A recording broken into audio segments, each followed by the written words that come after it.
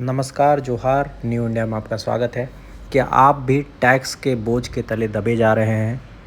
चाहे आप बिजनेसमैन हो, चाहे आप सैलरीड पर्सन हो, चाहे आप काम कर रहे हो, चाहे आप बेरोज़गार हो, चाहे आप स्टूडेंट हो, चाहे आप पढ़ाई कर रहे हो, चाहे आप एक छोटे बच्चे ही क्यों ना हो, आज हम सभी इंडिया के सभी नागरिक टैक्स पे करते हैं, चाहे वो डायरेक्ट टैक्स हो, चाहे इनडायरेक्ट टैक्स हो। मैं थोड़ा-सा आपको बता दूँ, अगर आप नहीं जानते हो तो डायरेक्ट टैक्स वो टैक्स होती है जो हम इनकम के ज़रिए या फिर जैसे आप कुछ जीएसटी वगैरह पे करते हो तो वो उसके ज़रिए आता है। इनडायरेक्ट टैक्स होता है जैसे आप कुछ भी सामान खरीद रहे हो, 10 रुपए की सामान खरीद रहे हो, भले आपको ये नहीं पता रहता है कि उस सामान में आप टैक्स दे रहे हो नहीं दे रहे हो, बट उसमें भी इनडायरेक्टली आप टैक्स देते हो। तो आज ये टैक्स एक बहुत बड़ी समस्या है हमारे भारत देश की, और इस पे कोई भी नोटिस नहीं कर रहा है, ना इसकी चर्चा करता है। बट ये एक बहुत बड़ी, आप मतलब क्या बताऊँ, एक ऐसी समस्या है जिससे जितनी जल्दी हम बाहर आ जाए उतनी ही हमारे लिए, हम नागरिकों के लिए ये बेहतर है। आज हम आपको एक कहानी सुनाएंगे, एक ऐसी कहानी जिसमें एक आदमी जो कि एक प्राइवेट नौकरी करता है, वो कैसे अपने लाइफ में जूझता है और कितनी प्रॉब्लम और कितनी परेशानियों का सामना करना पड़ता है उसे टैक्स के वजह से। साथ में हम बहुत सारे चीज़ों पे चर्चा करेंगे कि किस तरीके से आपके जेब से टैक्स लिया जा रहा है और आपको पता भी नहीं चल रहा है, और उसके बदले में आपको कुछ भी नहीं दिया जा रहा है। आप आज के डेट पे एक गाड़ी खरीदते हो, 7 लाख की 8 लाख की कार खरीदते हो, उसमें आप 50,000 रुपये रजिस्ट्रेशन देते हो, उस समय आप रोड टैक्स देते हो, ये टैक्स देते हो, वो टैक्स देते हो। फिर भी आज की डेट में अगर आपको पता होगा कि अगर आप रांची से जमशेदपुर, झारखंड की राजधानी है रांची, एक छोटी सी शहर है, वहाँ से अगर आप जमशेदपुर जाओगे तो बीच में 2 से 3 टोल टैक्स पड़ती है, जिसके किलोमीटर शायद मेरे हिसाब से 110 से 110 या 120 किलोमीटर होगी, और 3 जगह पे आपको टोल टैक्स देना पड़ता है। तो सोचिए ये, मतलब कहाँ से ये सही है, कहाँ से, मतलब मुझे तो, मतलब ये सही कहीं से भी नहीं लगता, ये सरासर गलत है। आप ऑलरेडी इतने सारे टैक्स पे कर रहे हो, आप महीने में एक दिन गाड़ी निकालते हो, अपनी गाड़ी लेके जाते हो, उसमें आपको इतना सारा टैक्स देना पड़ता है। और आपको ये भी पता होगा कि फ़िलहाल टोल टैक्स जो है, वो टोल टैक्स का रेट भी बढ़ा दिया गया है। जब से जीएसटी आई है, ऑटोमेटिकली बहुत सारी चीज़ों में टैक्स अपने आप ही बढ़ गई है, और आपको जीएसटी देना ही पड़ता है। ये एक भाई साहब हैं, मान लो कोई भी व्यक्ति होगा, राम श्याम घनश्याम, या कोई भी व्यक्ति होगा, मान लेते हैं ये XYZ है। ये XYZ एक कंपनी में जॉब करता है, जिसकी उसकी मंथली सैलरी आई है, और प्राइवेट कंपनी में जॉब करता है। मान के चलो उसकी मंथली सैलरी आ रही है 1,10,000, ठीक है। उसको ये बहुत अच्छा जॉब करता है, मान लो आप इसको 1,10,000 उसको सैलरी मिल रही है। उसमें से आप देख रहे हो कि उसको इनकम टैक्स जो है वो लिया जा रहा है 12,972 रुपये। मतलब 1,10,000 जो उसके पास इनकम आया वो ऑलरेडी कट के आया, मतलब 13,000 उसकी ऑलरेडी कट गई इनकम टैक्स पे। अब ये बंदा रास्ते में कहीं पे भी जाएगा, चलेगा, तो इसका तो जो भी पैसा है वो ऑलरेडी टैक्स पे करके उसके अकाउंट में आया है। अब वो कहीं जाता है और कहीं पे रेस्टोरेंट में खाना खाता है, या कोई सिनेमा हॉल में टिकट, मतलब मूवी देखता है, और आप 300 रुपये के, अगर वो, एक तो ऐसे ही सिनेमा हॉल की टिकट इतनी बढ़ गई, आपको पता होगा कि आज से 5-6 साल पहले ये टिकटें इतनी महंगी नहीं हुआ करती थी। आप अच्छे अच्छे मल्टीप्लेक्स में भी जाते थे तो आपको 100 रुपये, 150 रुपये, बहुत अच्छे टिकट लेते थे तो 200 रुपये में अच्छी अच्छी टिकटें मिल जाती थी। अब आज के डेट में आप कोई भी सिनेमा हॉल में जाओगे, चाहे वो PVR हो या जो भी सिनेमा हॉल हो, उसमें आपको 300, 400, 500, 600 रुपये तक की एक एक टिकट आती है।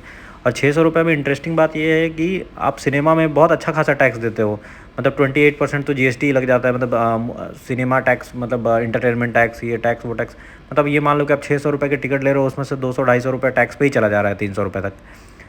तो ये हालत है। अब वो ऑलरेडी, उसका जो इनकम है वो टैक्स पे करके दिया है, फिर वो मूवी देखने जा रहा है, उस सिनेमा का टिकट खरीदा है, उस पर भी वो टैक्स दे रहा है। वो कहीं पे सड़क पे जाएगा अपनी गाड़ी लेकर के, उसमें टोल टैक्स भी देगा। वो गाड़ी खरीदा है, उस पर वो रोड टैक्स भी दिया है। मतलब भाई उसकी ज़िंदगी है कि ज़िंदगी में, मतलब टैक्स पे उसकी ज़िंदगी घुस गई, मुझे समझ में नहीं आता है। तो सरकार को और मतलब बाकी लोगों को इन चीज़ों पे ध्यान देना चाहिए कि जो ईमानदार, मतलब टैक्स पेयर है, जो ऑलरेडी टैक्स पे कर रहा है, जिसको TDS बोलते हैं, जैसे आप सैलरी आपकी आ रही है तो TDS जो कट जाती है, उस TDS वाले को कुछ तो छूट दो। आप कुछ एक टोकन बना दो, एक कार्ड बना दो कि हाँ भाई ये TDS है, ये टैक्स पे करता है, तो इसको 30%, 40%, 50% की छूट मिलनी चाहिए इन सब चीज़ों पे। मैं ये नहीं कह रहा हूँ कि वो टैक्स देने को तैयार नहीं है या उससे टैक्स ना लो, लेकिन क्योंकि उसके पास जो पैसे हैं वो ऑलरेडी टैक्स दे करके उसने कमाए हैं, तो उस पैसे में तो उसको कुछ तो छूट दो। एटलीस्ट टोल टैक्स फ्री कर दो या कुछ तो कर दो, ताकि उसको भी एक मोटिवेशन मिलेगा और वो टैक्स देने के लिए आगे बढ़ेगा। लेकिन ऐसा कुछ भी नहीं होता है।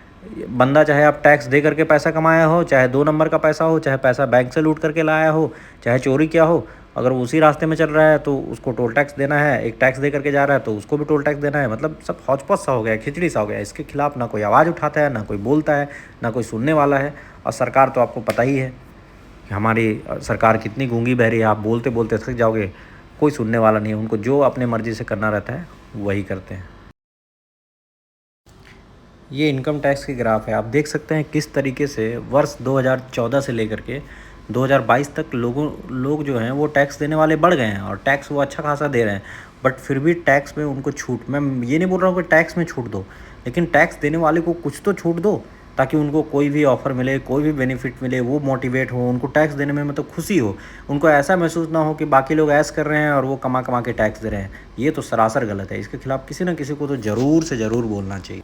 अभी के हालात देख कर के तो ऐसा ही लगता है कि आप टैक्स दे नहीं रहे हो, बल्कि सरकार आपके जेब से ज़बरदस्ती टैक्स जो है वो छीन ले रही है या फिर लूट ले रही है। और आप डे बाय डे टैक्स के बोझ के तले दबे जा रहे हो और आपकी आवाज़ सुनने वाला कोई भी नहीं है, कोई भी नहीं।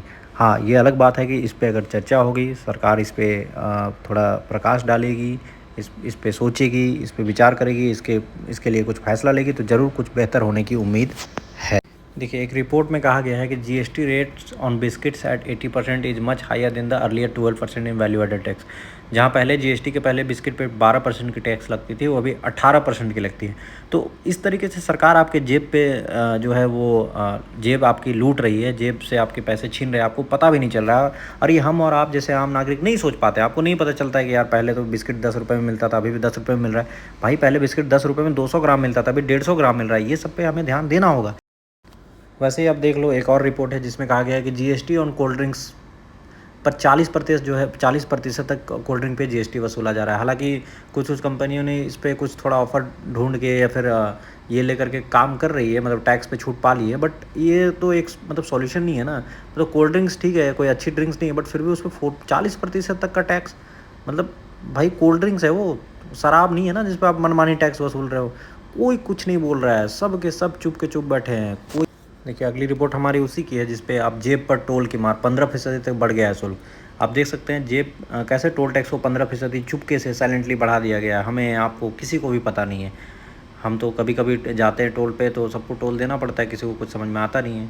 बट ये कहीं ना कहीं आपके और हमारे जेब पे भारी पड़ रहा है। सरकार को इस चीज़ पे ज़रूर ध्यान देना चाहिए। हम आम जनता को भी इसके खिलाफ़ बीच बीच में चर्चा करते रहना चाहिए, आवाज़ उठानी चाहिए, ताकि ये हमारी जेब पर भारी ना पड़े और हमसे टैक्स छीना ना जाए, लूटा ना जाए।